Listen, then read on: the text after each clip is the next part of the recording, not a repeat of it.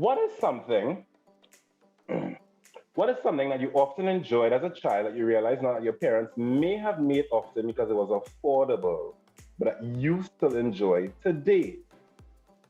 For me, I grew up with a working mom, and she used to always say if ever she running home late, make myself a pack soup.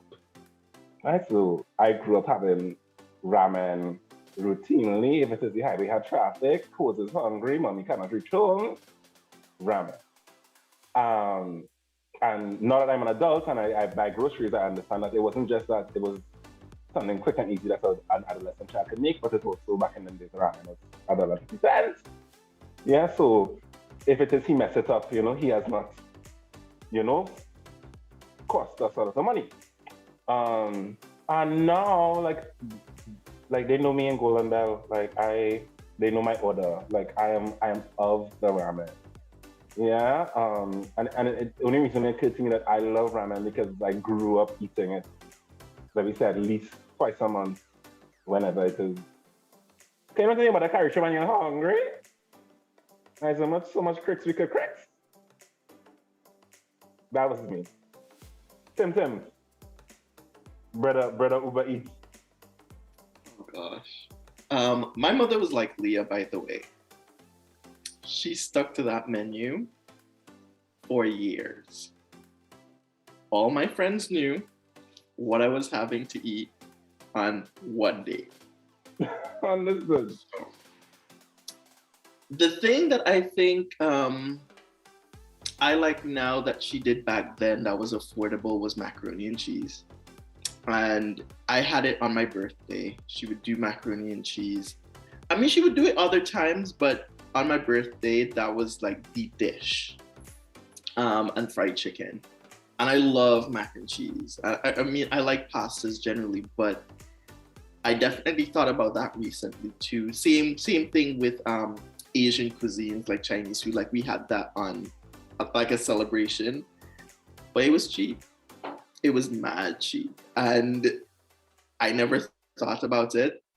But as a kid eating vegetables, macaroni and cheese was like fancy. And so I got it on my birthday and now I love macaroni and cheese. But it was like, yeah, a couple dollars for some macaroni and cheese. Attempted arsonist Samuel Sandy. Let's hear yours. We're gonna tell all of that in confidence. No, I personally can't think of one per se. If it was ever to be one, it would actually be similar to Timothy. The reason why I didn't want to say it is because I'm lactose intolerant, and I see the efforts that my mom made in terms of substituting certain things for me, and the things that should have had to substitute it with was expensive, even if it was macaroni. So it have been silk milk and stuff, and that's not cheap, especially a long time. Like those kind of options weren't ever really cheap. So I mean, I can't really come up with one for now for sure. Understood, because your options weren't cheap. Yeah, boy. Sister Hilbert, by the way, again, viewers, gonna tell some business. Like Leah's dad is one of the best cooks in the world. I'm not going to say that, Rian. You're only taking on my lines. Sorry. He is though. Yeah, so my daddy cooks really, really well. Thank God for him, because my mommy is like me. She's like, I am not a cook. I don't want to do this. If you really want to marry me, this is in my prenup. You need to cook, right? So I don't have my daddy really tried. Like he's not somebody who could eat the same thing over and over, because he came from one of those households where he had 4 sisters and all of them used to cook, and he never had to eat the same thing over and over and over. So like, I don't know, maybe daddy pilau, I don't know. He used to make that plenty because it was easy, and I guess pilau is more affordable than what he used to give us. But my daddy used to really try with cooking. So like, I used to get pretty fancy things as a child. Thank God for him. I don't know what I'm doing now with my life. But he used to make like my daddy liked to like experiment and make fancy dishes. So I don't really have that option. I really thought you just said it's Lomeng. Yeah, but I'm not cheap, Rion. Like we're not okay. cheap now because you have to like all the vegetables and things. It's not canned stuff. He's buying. Oh my daddy's go to the market and buy like Fresh vegetables. yeah. So like all of it, Loman actually real expensive to make and like Understood. time consuming and all of that. So like I love all his food. It's just I don't know how affordable it would be in terms of. So that's why I would probably say. Oh, you know what's one? And it's actually not my daddy making it. My mommy. When she would make it, it's because daddy had to work like a double and he wasn't able to come home and cook.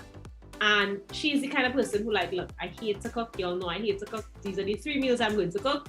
Pick one. So it's her dumpling and a lentil piece. I love that. Okay. Love it. If she make that now, I will eat it now. It's a comfort food for me. And that is relatively cheap compared to what daddy used to have to make. So yeah, mommy dumpling and lentil piece. What was Auntie's other two go-to? Cuckoo and fried fish. And spaghetti and mincemeat. She's not making anything else. That is the 3 options there. Choose from them 3. Understood. So daddy working a double, you know it's one of those 3. Yeah. Understood. Last but not least, what is a movie or series that you unexpectedly found yourself addicted to and why? Sam. Oh no, Sam is a naughty thing. Let's not do that. Sam, you are.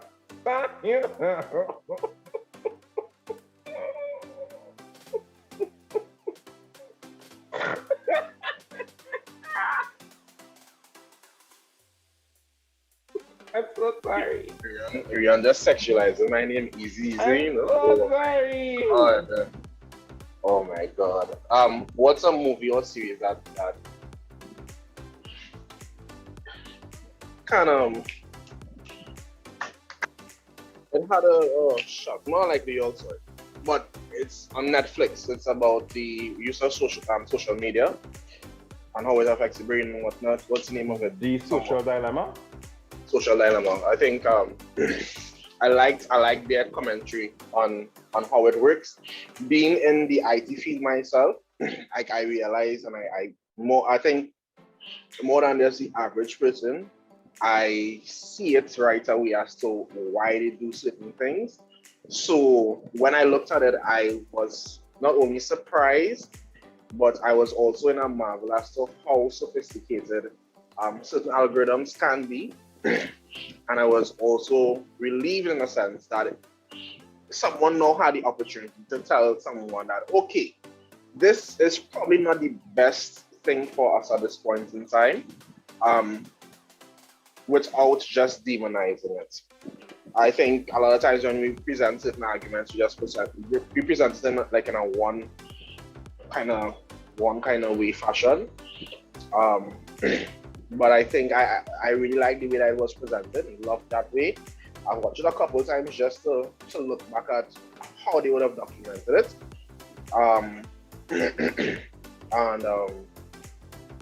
Yeah, that's something that it really affected me in the sense of just coming to that realization. Even though sometimes you know that's what it's doing. But it was really helpful to bring that up. If I may, I would also include the Kanye West documentary that came out recently. I'm a big fan of Kanye West personally, not a fan of everything that he says, but just his story. And I think the way it was told, both from a negative and positive point of view. Once again, like I don't like when things are too one-sided. So I like that they would have included the negative to it as well. But it's still brought an opportunity to explore a different perspective. And that's I guess 2 things. I understand that's just one thing, but that's 2 things that I would say it really has a special place in my heart because of the way that it was told. The story was told. No, I'm giving 2. So I also have 2, Sam, and I only have 2 because one ended up happening yesterday. So the first one is Getting Organized on Netflix with those 2 ladies, and they show you how to organize your space. And I future be and messy. You go be the one feeling the how you or the help. Because we gonna be rich with a prenup. So it really, really helped me, especially when I was moving, because I changed apartments. But when I changed apartments, I put a lot of things in storage in my mother's garage, and everything is labeled and in clear containers. That's the two things I took away from that show: clear containers and labels. So whenever it is I go home and I want my X, my Y, my Z, I can see it because it is in a clear container, but I can also see because I have labels and I know what's in every box. And I just really, really appreciated those principles. The other one is this new game show on Netflix hosted by Howie Mandel called Bullshit. And I love it because it is the most insane concept ever. So you come, you give your answer, you have 3 other people up there who are challengers, and they have to figure out if you are bullshit and if you actually knew the answer. And the fact that you can go home with $1 million from being a good liar, like you could be a complete dunce, but if you could convince at least one of the 3 other that you know this answer, you get to go to the next round. And I find that is insane. There was this one girl, and I love it just because it's just such an exercise in psychology.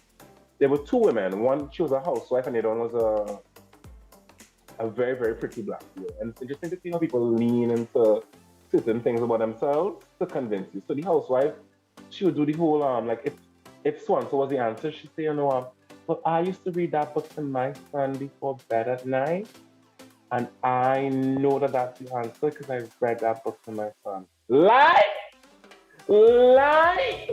But they forfeit, and I was just like, this woman is.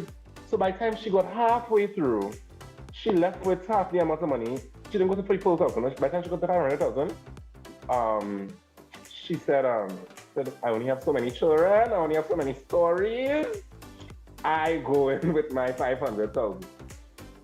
And the other one was this pretty black girl. She would do this whole, I really want to win a horse for my dad. My dad was a horse fan. And when they asked her some questions, she said, because before, they did a little interview, right? So she said, I only graduated from high school, I got I did college, and I did pageants, and they go eat that up. And they eat it up. So she said, when I was doing the Miss So-and-so pageant, we had to learn X, Y, Z. And one of the guys is just like, she looks like a pageant queen. I believe and I was just like, look how easy it is to chain people up just by leaning into your strength. Love it. And I also love that they cut off the episodes right when you're invested. So your boy up all out in like watching this thing because I want to know. Timothy. Just know, Eric, what's the name of the series? I actually want to watch. Bullshit. Okay, I'm just gonna type it in. So, all right, go ahead. Timothy. That's so funny. For me, it would be Generations on HBO Max. I find high school series dramas I find them a snooze because I'm like, it's not that serious anymore, The prom queen will get fat. She'll have 5 kids. It's not that serious. And so I don't invest myself watching any of the teen dramas or teen comedies. But Generations on HBO was pretty good. Justice Smith is in it. It was queer focused. They deal with issues of finding themselves, LGBTQ issues, polyamory, all of those good stuff. And that was actually really fun. And I was invested in that. I went through, and on Netflix, it would be Russian Dolls. It's weird, it's quirky, it's just kind of strange. And I'm like, I still need to watch the next episode. Let me watch the next one. And those were the 2 for me. Okay, Timothy, your neighbor's house is on fire. I don't know if you hear any sirens in your background. Sister Herbert. Everybody sounds so deep. Oh my Lord. So if you guys don't know, I really like ratchetry on TV. My life is way too serious in reality. I cannot stand heavy shows. I not coming home after somebody's child died or is very ill and to watch something else that heavy and people dying, and I cannot. I like when people start to say, hold my back and take off the earrings. Love and hip hop and those kind of things, my jam, right? So anytime I get into something that is like beyond that is shocking to me because I just want something light. And it's actually a movie that I kind of just happened across. I think it was on Netflix at one point in time, and I know when you're just kind of like cleaning or something and you just put on something. And it's just a really nice, wholesome movie. And I did not expect it. I didn't expect it to touch me so deeply and for me to like it so much. And when I like something, you can probably see the pattern. I tend to do it over and over and over. So I'll watch the same thing over and over. I'll read the same books over and over, eat the same things over and over. I'm a child of habits and pattern. So I actually really like the movie, and it is a movie with Emilia Clarke. She's like Daenerys Targaryen, yeah.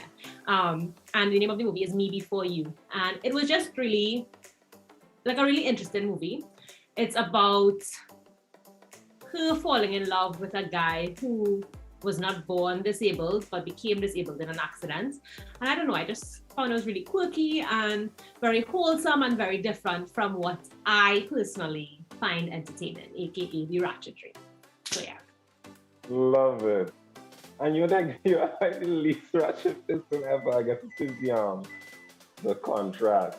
So guys, that brings us to the end of another installment of the Hot Seat Panel. Don't forget to Like, subscribe, and hit the bell notification. And until next time, guys, bye.